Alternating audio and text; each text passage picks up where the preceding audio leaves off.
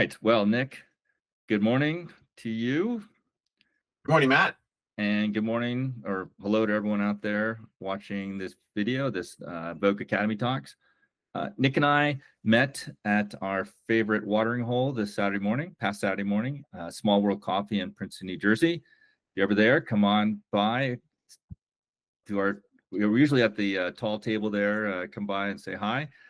Anyway, we were, kind of doing our normal thing, talk about what's going on in our lives, what's going on in our work, and then we get into talking really about our work and our interests in, kind of the human condition and whatnot. And we eventually got to talking about, well, how do we know we're right? Or, what's the, I guess, the epistemological, how do we know what we know? And so we're like, well, let's make that the topic for today. So maybe a little more theoretical today, although we'll get to a so what. So Nick, I'm going to toss it over to you. And how do we know what we know, and how do we know that we're right? And how do you look at this Well, issue? and right about what? So maybe I'll start there. Yeah. So why are we convinced that focusing on meaning, purpose, and fulfillment is so crucial? Why do we believe that a perspective on the human action and human experience and human condition through a self-worth lens is illuminating, is useful, is if not the pathway to insight, is one of them. And how do we come to that? Because we've made a commitment to that. Essentially, that's a foundation. That's the ground off of which we stand and push to go forward. Right? Is that metaphor? Like, right. We've said these are these basic precepts. We believe this to be the case, at least for the purposes of making certain kinds of arguments, explanations, and trying to help people. How do we know that? So maybe I'll start with a vignette. Both of you and I have been graced with phenomenal mentors. Mine was Marty Covington. And one day, after many years of working with Marty, who was a very prominent professor at Berkeley, I said, Marty, do you, quite a little bit cheekily, I said, Marty, do you believe your theory? Do you believe in self-worth theory? He was a kind of the progenitor of self-worth theory of achievement motivation. I mean, he did the work, he framed it. And he said very nonchalantly, most of the time. And so I think that's a good place to start. So I think, number one, he didn't hold too tightly to that. And that was a theme in our conversation. We believe it. This is, to the best of our ability, our understanding, this is our lens on the world. We're not imagining, we're not pretending, this is what we think. But at the same time, as a circumspect scholar, we want to also keep open possibilities. In fact, that's how we got here, I think. Right? I didn't at some point say, this is it, and I'm done. Right. And so I think that's really crucial. At the same time, having some commitment to these basic precepts. So I think initially when we talked about it, I said, well, I think I have like 4 or 5 streams of evidence input into these perspectives and commitments. And in fact, I wrote them down. I don't know if you remember, I wrote some notes. So I think maybe we'll explore some of those, but maybe I'll punt it back to you. I just kind of reframed it in my own terms. Why meaning, purpose, and fulfillment? How have you come to believe that that's a key element in understanding oneself, other people, the aims that we're seeking? Yeah, I think I've wrestled with this issue at times because there's certain ways that we tend to want to prove a theory, and that's to prove it. Show me the evidence, what are counterfactuals, all that stuff. And it doesn't quite lend itself to that type of examination. So I'm like, well, how does this work? And I think for me is another way to not quite say this is definitively right, but it's probably a better theory than others out there, is its explanatory power. And and if it explains more of human experience, then it's more comprehensive than something else. Thus, it's at least a better theory than others out there, or competing theories. So that's, I think, a very abstract, generic level. That's kind of where I approach it. And so, yeah, so I think for me, I look at it and I say, well, I'll give it kind of the practical side of it. I think a lot of people, we tend, in terms of um, evaluating people's actions or interpreting people's actions, we tend to do just that. We tend to look at, well, what are they thinking and what are they doing? Because those are tangible. And so someone does something nice for someone, we evaluate it, good or bad, that was nice, by the action itself. It was, you gave this gift, you helped this person do this, you stopped your car and helped someone change a tire. That was, wow, that person, he's a good person, or she's a good person for doing that. Which is not to say that's necessarily wrong. It's that's one level where we tend to focus on. And so that leads to kind of like a utilitarian, consequentialist way of interpreting all of human experience. Whereas if you look below that and look at, well, what are the motivations? Why was this person doing this? Or why is this person doing that? That doesn't necessarily negate someone's generosity and the gift that they provide, but it does say, well, what are there other motives going on? And then once you start looking at motivations, I feel like that's when you start looking deeper into the heart, and then you kind of see, well, whether what really was motivating them, and then you get into the self-worth theory, and I feel that's just more comprehensive. It can subsume actions and thoughts, doesn't necessarily negate them, where sometimes when you look solely at actions and thoughts, you forget motivations and what's really going on in someone's heart. Yeah, I think that's, so did that make sense? I feel like it's more comprehensive in that sense. Yeah, I guess one thought. So I think this explanatory power. So that sounds like epistemological. Like, how do we distinguish between theories, right? So, and I think that's powerful. That appeals to me. I think another idea that came to mind is something like, this is a paradigm. If you're familiar with that use of the word, by a paradigm, Thomas Kuhn, that these paradigms are not necessary. You can't necessarily put them in dialogue with one another and then adjudicate which is better. They're actually in some ways incommensurate. They're just fundamentally different. They're not proven by evidence only. It's not that evidence is irrelevant, but and so I think there's an element, there's some dimension of that.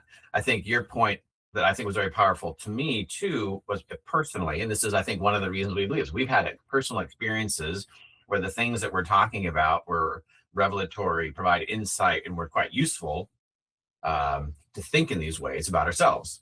And that the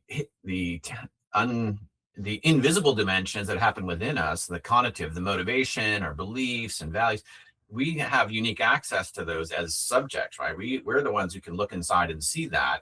And so our experiences of ourselves we have unique access to experience of ourselves, right? And so it's not that no input or stories or research or anecdotes or historical or traditions can say something about that, but it can't say everything about it. And then that knowledge is uniquely persuasive. And then if that knowledge if you can then look out through that and see explaining other people's behavior, or we've all had so that's one kind of source of information. And that's what I encounter when I read Marty's work. In graduate school, I said, wow, this is kind of the first thing I've ever read in a class, or at least most poignantly, that explained myself to me. Right. In a research article that was published in a big journal, right? Like, wait a second, those things I think I had compartmentalized over someplace else, that fiction or other things or a film or a song or a poem might say something about me that I would understand about myself. And so that was very powerful. But I think we've all had the experience, both you and I both had the experience too, is then teaching these things to people and people saying, oh my God, yes. Right. How did you know? How could you have predicted that this was happening internally in my experience, which I take very seriously, right? So, because that was what I had. I read this article and I'm like, how do you know? How do you know that's why I'm procrastinating? I didn't even know that that's why I was procrastinating. How can you tell me about me? And yet it was very compelling. So I think that's a kind of not only an explanatory power, right? I can help you explain something to yourself, But the fact that I do it a priori in a sense, or I just tell, and then you say, wow, that explains something about me. That kind of evidence is very powerful, because I wouldn't necessarily, if I'm coaching somebody or I'm doing a workshop, I don't know those people. They walked in the door. But I tell them this thing, and then this framework, this way of looking at themselves, way of understanding themselves. Ask them to think of it as of an anecdote, a story in which this was, operating intrinsic motivation. And they said, yes, that's true. That's not definitive empirical evidence to be published in a journal, but it has a unique kind of validity, it seems to me, that comes from teaching, right? From having these conversations with people. So it's the introspection, then it's sharing that, prompting their introspection, and then they affirm, hey, this is meaningful to me. This is helpful. This is useful. And so that certainly reinforces the starting points, the commitments for me. Yeah, if you don't mind, I want to go back to Thomas Kuhn. And I can't even remember the name of his book. It's not Paradigm Shifts. I know that's the big phrase. Something Scientific Revolutions. Right. And I mean, this book was written, gosh, I don't know how, it was like late 60s, early 70s. Yeah. And so I don't know if a lot of readers or people watching this video even know about the book, but it was very, very influential, and it still has power to it. And there's this idea of like these paradigms, and you have a paradigm shift, and these, like you said, they're you can't use the criteria of this paradigm to evaluate this other one. So my question to you, and you may not, I can't remember. I remember having this reaction that it's almost like these shifts. Well, the question is, well, how do you get to these shifts, or why do you have these shifts? Yeah.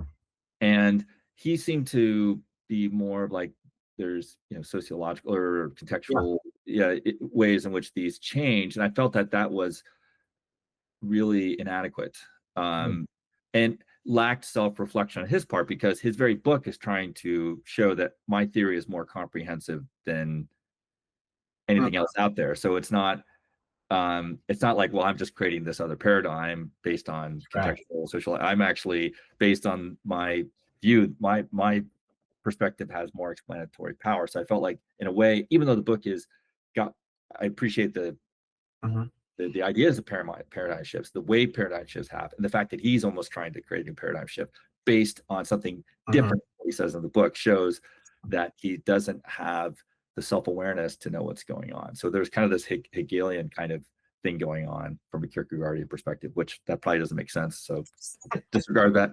But anyway, well, we could come back to that, but maybe later. Yeah. Well, but the point. What's the question for me? Oh, go ahead.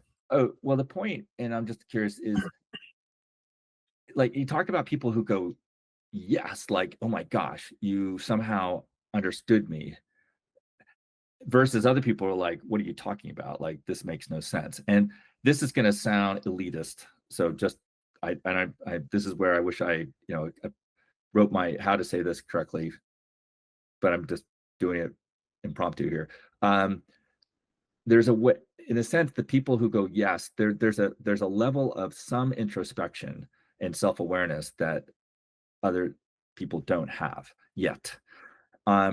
And I think we talked about this. Most of us are so like busy on autopilot, on the treadmill, that we're just in our lived world. And we're just kind of doing it. We're trying to cope and compensate and just manage this lived world by being on autopilot, versus other people are kind of like, they have this sense like, okay, this world is not quite right, and I feel like there's something more. I don't know how to put language to it, how to conceptualize it, but I feel like there's this dissonance. And then Marty Covington comes along, or Jim Loder for me, with Kierkegaard, and there are people who say, you're right, and this explains or gets closer, and you go, oh my gosh, this is you've nailed it. You've understood me in a way that I didn't even understand. Like, I kind of knew it, but it was at a visceral, preconceptual level. And so, yeah, I don't know if that resonates with you, but that's kind of how I interpret. I kind of like, even now when I talk to people about self-awareness, I'm always like, it does sound elitist, but I'm like, where are you right now? Yeah. Are you receptive to what I'm even saying? I don't know. How does that So land? you said you had a question. I'm not. Maybe I think I got rolling. I forgot my question.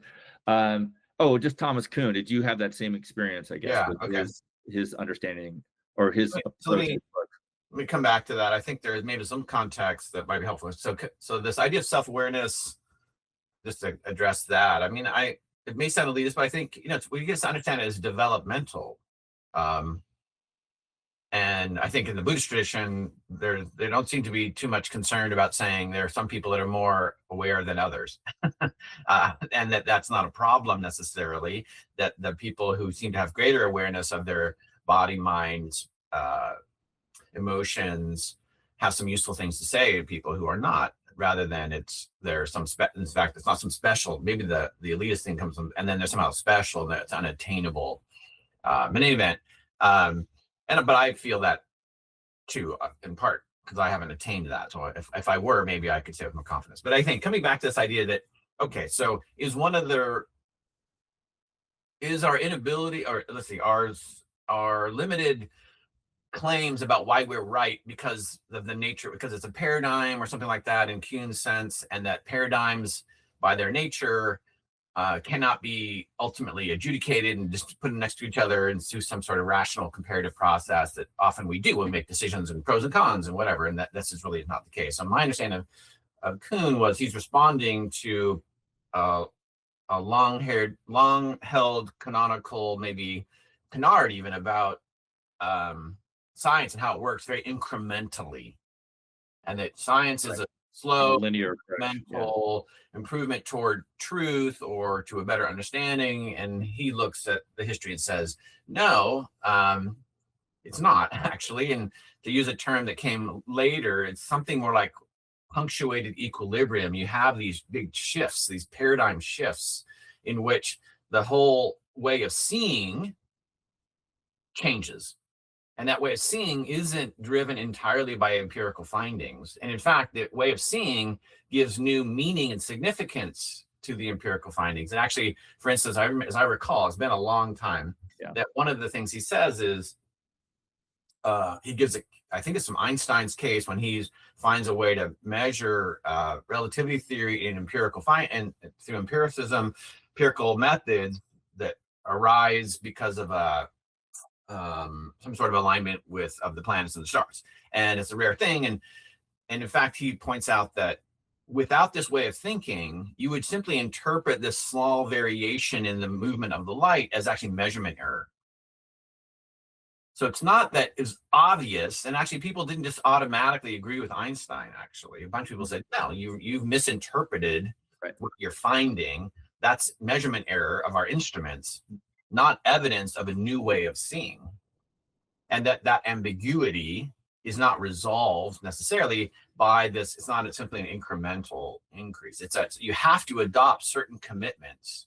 You have to adopt certain foundations that build a framework that is this basis of this paradigm. I know, and that not each one of these things individually, these precepts or commitments or conceptual frameworks, can be argued individually to some definitive end. It doesn't work that way, at least according to him. I tend to agree that at some point you need to make a commitment without absolute understanding or absolute confidence. But these findings, this careful looking, the precise way of seeing, the openness to holding loosely your previous way of thinking is crucial to recognizing what's a paradox, what's a disjuncture, what's a lacuna in your explanatory power. Just trying to use all my GRE words here. Right. Well done. And that's crucial. So I think that gets close to your observation about, but there's a human being writing this. There's a human being thinking, what is their relationship to this position that you have, your way of speaking and saying, right? Like, Uh, Well, I could just say like, and I've always wanted to go back and reread them because I know when I was in grad school, we read it within the context of postmodern thought. I mean, I think Kuhn was wherever he was co-opted by a lot of postmodernists because they yeah. wanted to show that, oh, just your context is different from my context, and you can't evaluate my context by your position, your perspective. Kind of Where destabilize some of yeah, the. yeah, where that's maybe not fair or true to Kuhn. So I've always been somewhat, Mm, you know, you know, not like a big Kuhn fan, but I think that's because of within the very context within I actually read him. So, but you're right. I think actually what you said actually kind of helps me appreciate him a little bit more because, and in fact, he's right. I think in many ways, it's just a matter of how, you know, a paradigm shift from like, well, we won't get into it, but you know, I was saying last time, like Piaget, like you have these, in a way, those are paradigm shifts, but they're more like you make them because the world is, you're trying to comprehend more of the world. In the same way that's what leads to a paradigm shift, but there's this whole movement with coming to and even conceive and then embrace a new perspective that really gets into human nature and human inquiry and discovery. And that's where I think Polanyi and others are really important. But mhm. anyway, Well, I one want thing, to a little sleep here. You yeah, know, well, not so one thing I was good. thinking of as you're talking, yeah, right. Yeah, So this is useful. Is that, and that's where I'm going. That yeah, yeah, explanatory power. Well, why should we care about explanatory power? Because it's useful. The utility, but and there's some limitations to that. But I think, um, so if we're pragmatic, so I'm not that interested in pursuit of truth, qua truth, or understanding just to understand. It's to right, be useful, and that's a start. That's a place for me. So explanatory power is useful because I'm maybe as someone who's trying to help other people. If the prevailing views don't help you, they don't yeah, explain your situation, then you are the particular, especially benefited from a new paradigm that explains this in new ways. So coming back to procrastination, like sometimes I point out, if you don't want to do something and you don't do it, you don't need self-worth theory to explain that.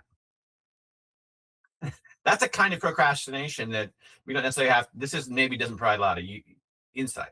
Um, right, the question is, when you do want to do things, when you care about them, when they're important to you, when they're valuable to you, when you've done them before, and you can't understand why you're not, then you might need a new paradigm, right?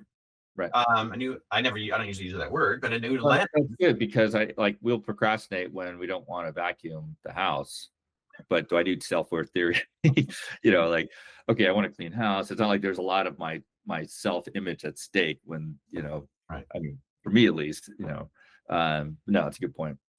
But I Well, think sometimes that's a little bit cyclical. So I've seen comments, and I'm sort of like, well, it's much simpler than that, Nick. I just don't want to do it. I'm like, great, you just explain that. But then people have just defined procrastination in this way that just I, simply excludes the puzzles. Like, yeah, yeah, but people put off and avoid and disengage from things that they like and value. And usually, if that's a public discussion or like in the comments of the YouTube, someone will say, "Yeah, I've loved playing the piano. At some point, something shifted, and I couldn't get myself to do it." right. Yeah. Yeah, and that's exactly our point. That one view of procrastination is not comprehensive. It doesn't take into account this what you just said, like these times when people really love something and really want to do something, but they can't get themselves to do it. That that can't explain it. So there's got to be another theory, and then the question is, well, where do you get the theory from? And that's where we said, well, anthropology. Like you got to look. There's dynamics within you that, based on self-worth theory, that it can explain why this happens, and that's what's so powerful about your talk on procrastination, the TEDx talk, and then also the course. But anyway, I wanted to not necessarily transition, but I think what's helpful for us is to look at those other theories Hmm. and see why they're not as helpful and at times harmful to individuals. And I think the case I'm looking at procrastination, we've always, we talk about those. There's plenty of silver bullet solutions out there that people say, well, this worked for me, it's going to work for you. And those become somewhat limited, reductionistic, and often behavioristic kind of views of, like they tend to come to three of the 6 levels they cover. They'll either be contextual, based on behavior, habits, and or cognitive, right? I mean, that seems to be where they tend to land, and they'll say one or maybe embrace 2 of those, and they work at times, but they don't work all the time. And then the question is, and those 3 in particular, like I find like they don't really capture the internal wrestlings where motivations and core beliefs tend to lie. Right. And then so that shows a kind of limited view of human nature and human dynamics. And because they're not comprehensive, they lead folks to who embrace whatever these people are saying, and it doesn't work, then they're like, well, what's wrong with me? Right. Then they tend to beat themselves up even more. And that's where I think practically these limited views really are harmful. Yeah, I picked that up. There is a kind of a fourth that's often introduced as an alternative. No, it's all about emotions. Procrastination about emotions and affective, but not much of an answer. Well, where do emotions come from? How do they arise? Right. So actually, beliefs lead to emotions quite often, because that's the lens to which you're interpreting something that evokes a feeling, a reaction, a mood, and yeah. So in some sense, that critique of those positions is why we should critique ourselves, right? So that's be my position is a lot of my experiences, and I've made this point to you, and maybe it came out in the course, I can't recall, but in terms of academic research, people tend to adopt a perspective, a paradigm, a way of doing research. They're primarily coming at it through a motivational lens or an affective lens or cognitive behavior, or they look at the neuroscience. They tend not to look across these. Like you said, you're trying to explain your theory because at some place you believe it, but then often that work limits your focus, and you don't recognize that actually other people with other traditions and other methods are doing a pretty good job explaining this too. And so how do you reconcile these? So one of the things is to say something like, well, that matters, but what really matters is my thing. Now, right. And of course, you're going to say it's your thing is the most important, because if it's not really important, why would you be studying it? You're going to study the thing you do. But that's very cyclical or circular, right? Like, so what I would say when I look at these things, I say, but you actually haven't explained away the other dimensions. You've just said your dimension is powerful. And I think that's true. Any of these dimensions can be quite powerful, in this case, creating procrastination or getting in the way of meaning, purpose, and fulfillment, and then there's a particular dimension that's often not accounted for, which is self-worth, your regard and your relationship to yourself. And so what looks like a paradox in the Scotty Scheffler story, right, it's not a paradox at all. So that's the explanatory power argument, right? So we were talking before, okay, this looks like a paradox from a certain very conventional, simplistic, I would argue, vantage point that people are goal-driven. When they attain their goals, they should be happy. And then a bunch of people aren't. What's wrong with them? That's strange. No, it says something about your limited framework and your theory. Right. That was our point, right? And so those kind of anecdotes, so just to keep the thread too, how do we know what we know? Is because these things these happen a lot. A lot of people are saying in various ways, giving anecdotes, telling stories, and also wisdom traditions converge. I'm not an expert on world religions by any means, but what I can see is a lot of wisdom traditions converge on making claims or statements about human beings that look pretty similar to self-worth theory to me, or the power of meaning, purpose, and fulfillment. And these are quite disparate frameworks, from Greece to India to Tibet. These are traditions that have quite different origins, it seems, but make similar observations about what human beings are and need in their society. And so I think that's another thing and I think they come pretty they converge on our thinking that is affirmed in contemporary psychology, for instance. Right. Another interesting point, and I was thinking about this when I was listening to you, but I was this uh, it came up, was, how much that individual espousing Hmm. whatever theory actually embraces that theory in themselves. Right. Well said. That's the Hegelian thing you were talking about before, right? Right. Yeah, because like Hegel well, this is Kierkegaard's. Well, I think I was saying this Saturday morning when we were talking about, a lot of Kierkegaard scholars are looking at Kierkegaard's theory versus Hegel's theory, and here's Kierkegaard's critique. And I was like, no. Kierkegaard was basically saying Hegel was spinning all these theories, but he himself, day by day, wasn't, he was really primarily focused about his own meaning, purpose, and fulfillment, and probably got this through his theories and whether his books got published, and that's the basis of his critique. And so you know and you think about all, like if I was, let's say I was out there promoting self-worth theory and how you need to be self-aware, but then if I'm someone who, in saying that, doesn't listen to people, gets frustrated when people don't believe what I say, um, all this kind of thing, then you have to say, well, does he even believe his own theory? Or is it just a theory to me? Like Mhm. that's what's so all embracing about self-worth theory and the search for meaning, purpose, and fulfillment, is because it's every single moment. And so it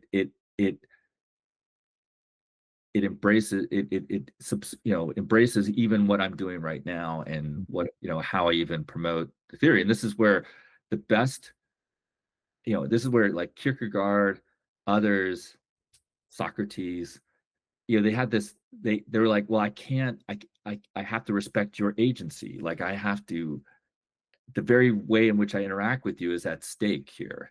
And if I believe what I believe, then I can't try to force you to believe this. I can't, Right. I can't do it for my own self-aggrandizement. Like I can't, like, if, and I think that's true. And where I was for myself personally for a while is like when I was like, oh my gosh, Kierkegaard's right, and the self-awareness, so on and so forth. And I was out there and I'm like, you have to believe what I believe because that makes me feel better about myself. I mean, that's what was going on internally. I wasn't aware of that, but Right. and so I would be there arguing, in the, at the seminary, all this. I mean, I'm like, and at some point I woke up, I'm like, what am I doing? Like, there's something, what is it that I need that I'm so, frustrated, Yeah. because people don't believe. And then, there's this, and so that, but it took me a while to get there. It's such that, so this self-worth theory says there's these dynamics going on inside you, and you have to become aware of those in order to really explore, and understand yourself, and then really make some changes, because the changes, or what's at stake in these decisions and thoughts and everything, are you gain a clarity about what's at stake, I guess. And so you still need strength and courage to make certain decisions, but at least what's, your perspective has changed, you understand what's going on. I don't know, but anyway, that I can't, I'll just tell you this one theory, this one little incident, story. I was watching a guy who's head of a monastery down in, gosh, where is it? Down in the Ozarks. Um, and he was interviewing this other scholar about some other mystic.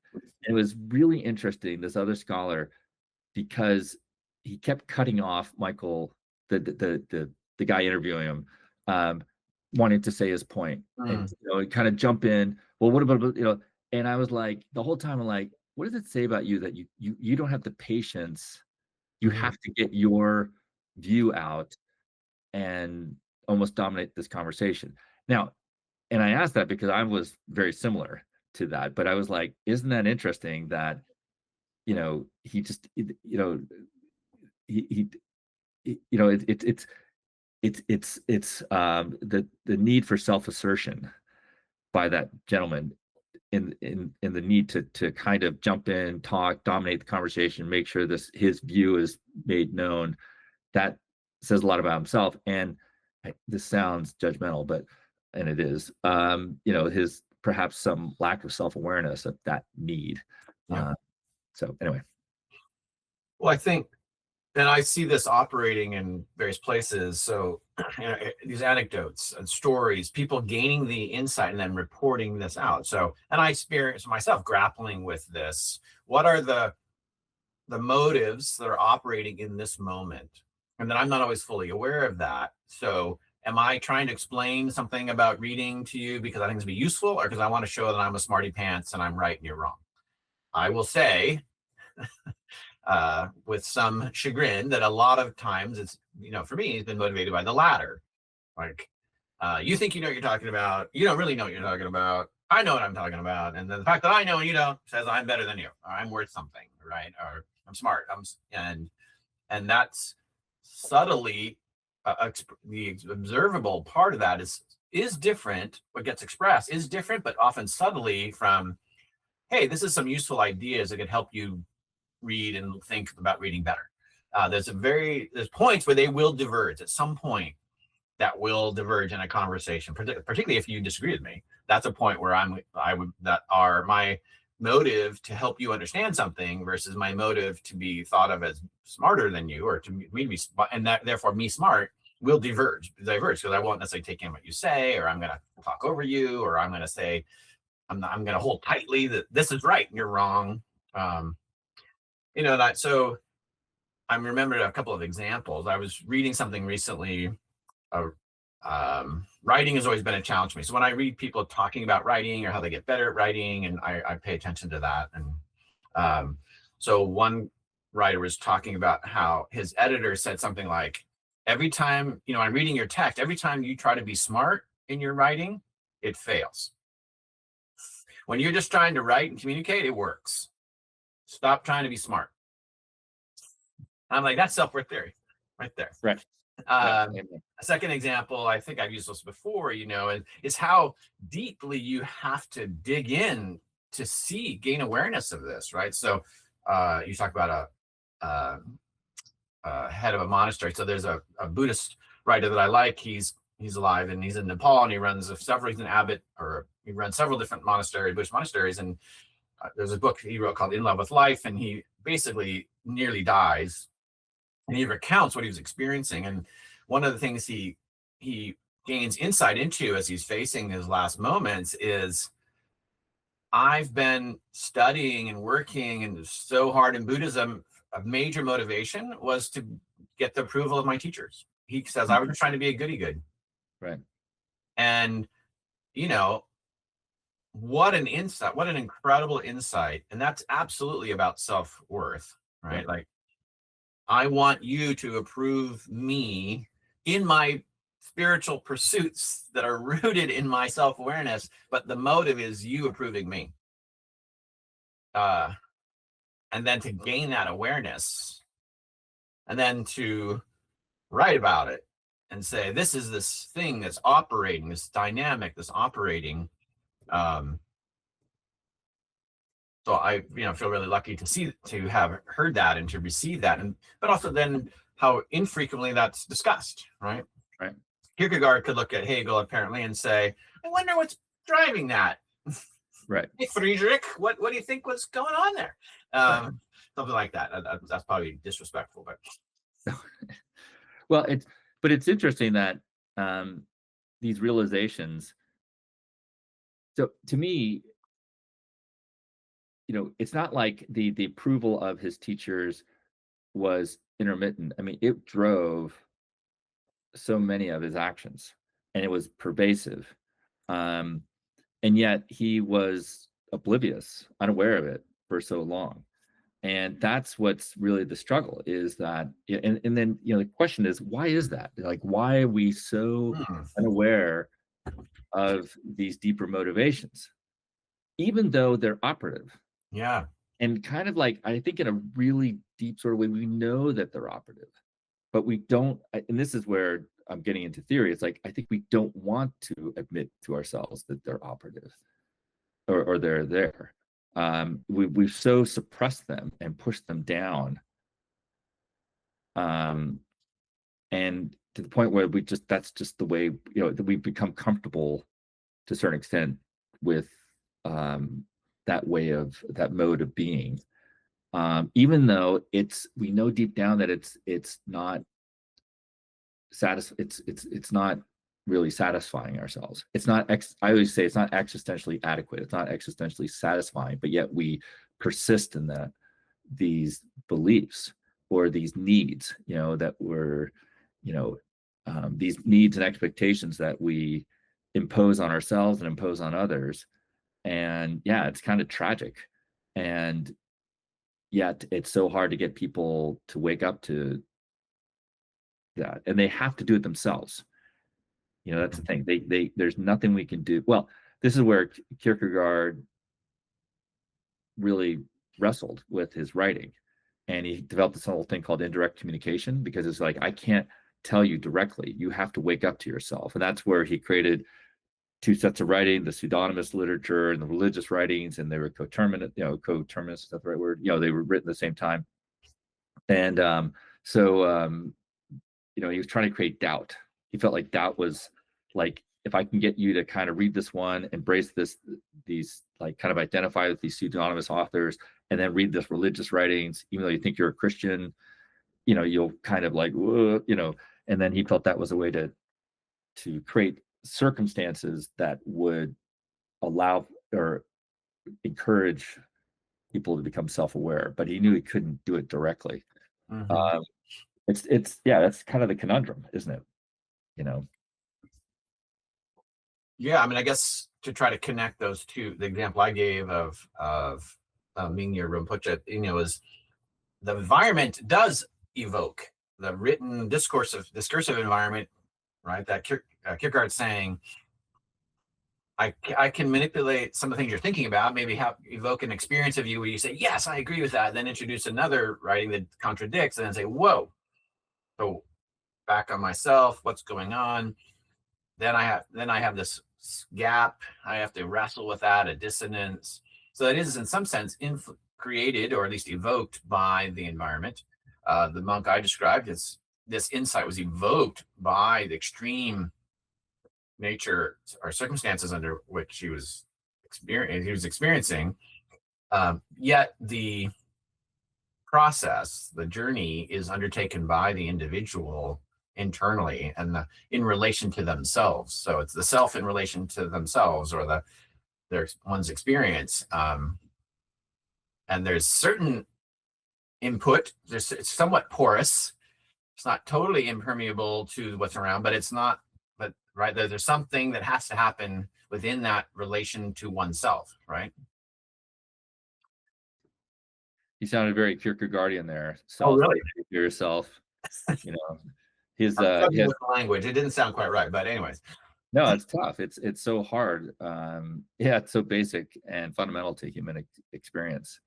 So, I keep thinking about we were joking about renaming our Vogue Academy Talks to "So What's My Point?" So what is our point? So what is, are we agreed that it's just self-worth theory, the idea of us as fundamentally creature seeking meaning, purpose, and fulfillment, is it that just has greater explanatory power than what's else is out there? Or is that right? Are we landing there, or what do you think? That's part of it. I might add another dimension, which is I think there's a gap in the discourse. So you kind of said that most people are explaining a lot of things, and behavior now in terms of habits or cognition, kind of the CBT. And so I think there's also a rationale, which is there's a part of the discourse that in contemporary, at least in American society, is not there, but has been in the past. Mm-hmm. And or is in different circles, or it's not prominent. So, and that I think at some level, I think a more comprehensive explanation is better, which is explanatory power. So I think so it's explanatory power, but also what are people aware of? What have they heard of? How many people have heard of self-worth theory of it as a motivator. Very, very few. Very, very few. Yet when I explain that to people, they go, "Oh my God, that's so useful. It's a Right. useful idea." So I think it's not only that it's explanatory, it's not widely known. And so even if I say, well, it's not the theory, it doesn't explain for everybody, but if it explains for somebody and you don't know about it, then how can I help you? So let me explain it. Um, or, same thing with meaning, purpose, fulfillment. People, I think our discourse is a lot around habits and goals. Goals and purpose and fulfillment sort of related, but not quite the same. And I think, and then again, so I just love the rationale, right? Also, young people in the environments I'm in, they're super goal directed. They're very driven, and they actually feel some discord. They're not quite sure how to think about goals and external achievements with the internal experience. There's not a lot of places where that conversation is happening. The predominant discourse as far as I can tell, in Ivy Plus type institutions is achieve, achieve, achieve. You've been selected because of your achievements, Right. and your attainments, and that's supposedly indicative of your worth. I mean, and to the defense of institutions, I think it's hard to choose people based on their meaning, purpose, and fulfillment. I mean, that's not an easy thing to do. I think they would like to. And so there's a gap, from my vantage point, that I'm seeing every day with students, right? That I see through my lens a thirst for meaning, Right. and that a desire to act purposefully, or sometimes they don't recognize that that's what they're missing. They don't know why getting the goal that they've sought all since they were 12 and getting here, then it doesn't feel great. They don't know why that is. They can't understand that for themselves. Right. Yeah. So I think that's another reason for us to have these kinds of conversations. Yeah, no, I agree. Yeah, Kim, my wife mentioned something the other day that I thought was really powerful. She said she was repeating, what someone else had said, that all social media is performance. And which, you think about these high achievement contexts, and that's magnified through social media. And I said, like, LinkedIn is the same way. It's everyone like, look at me, I'm amazing,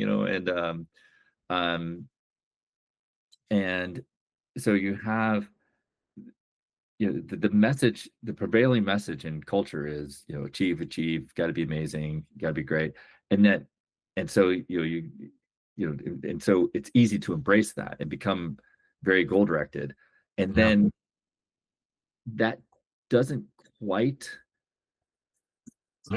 resonate with you deep down inside you, but you've kind of invested a lot of yourself in this achievement, and so it's really hard to listen to that voice saying this isn't right. And so, but you kind of want to, so there's this struggle internally, and you keep, I think you kind of suppress that because, well, I gotta, again, the prevailing message out there is I really want to have a meaningful, purposeful life. So it is based on meaning and purpose.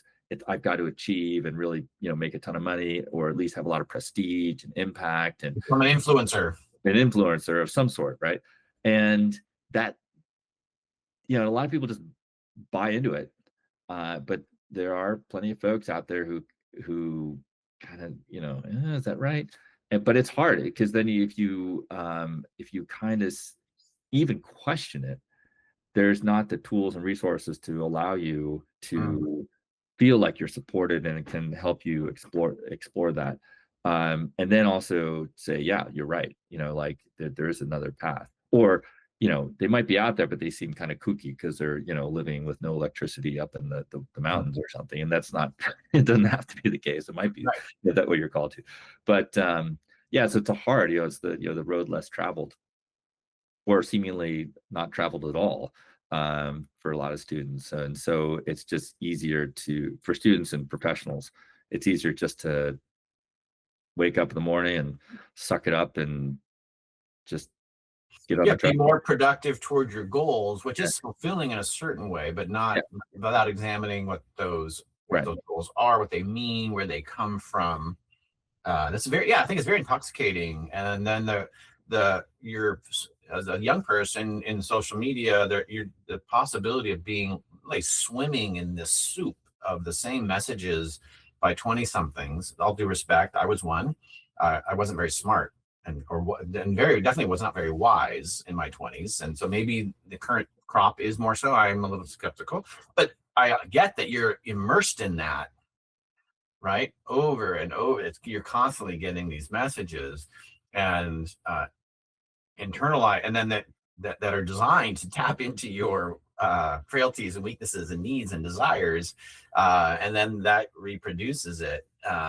So, and that, even some of the words like influencer, are you trying to influence yourself or other people? Right. No. Or sometimes I like to use like the phone. Okay, it's a phone. Is it a phone? Like, oh, it's a personal development device, not a keep track of everybody else device. Right. Is there ways we can, I work with I train coaches.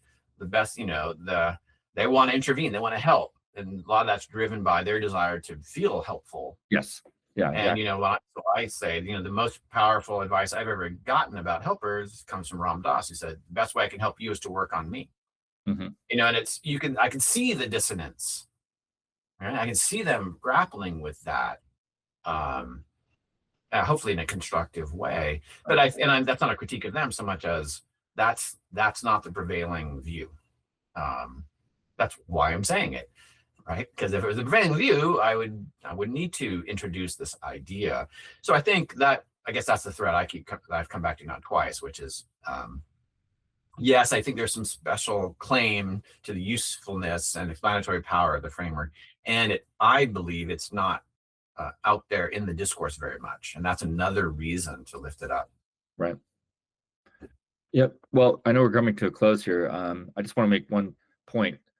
I know for both of us, we would say that, let's say you do come to question this kind of relentless, almost militant pursuit of achievement, and we say no, you question it.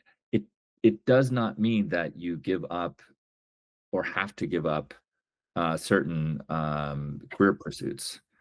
Like, you can still be that banker, management consultant, economist, grad school, whatever. It's just, if you have to be that, that's a reason to maybe question why you need it so desperately.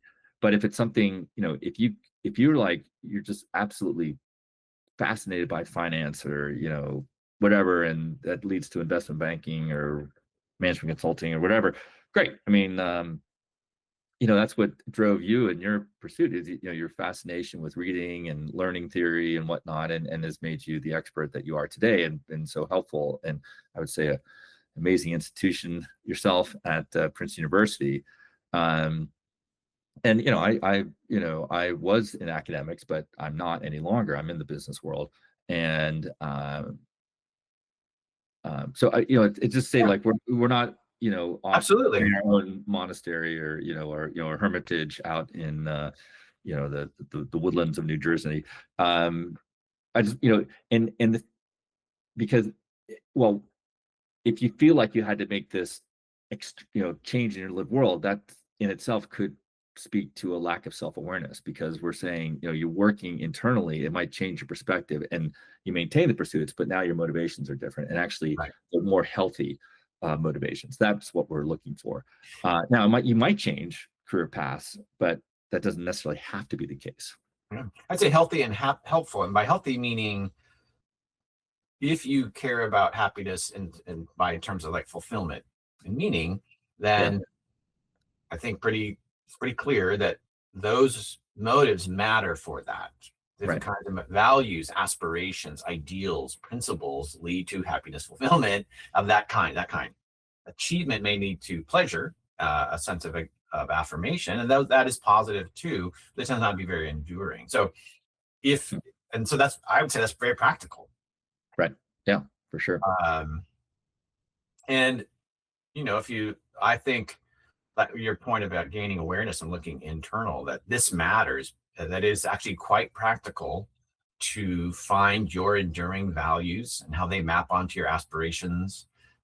Often are in the service of other people. They're highly pro-social, but also include your own growth and development. This is this combination or conglomeration of motives when I'm working for out of my fascination, my passion, things that matter and I care about, that also help and serve and bring value to other people, improve their lives. When these things come together, that's often leads to enduring success and fulfillment. Right. Because you can have success without fulfillment, which was the thing we had the conversation we had last time. And you can have fulfillment without success, but they can, our point is they can go together, right?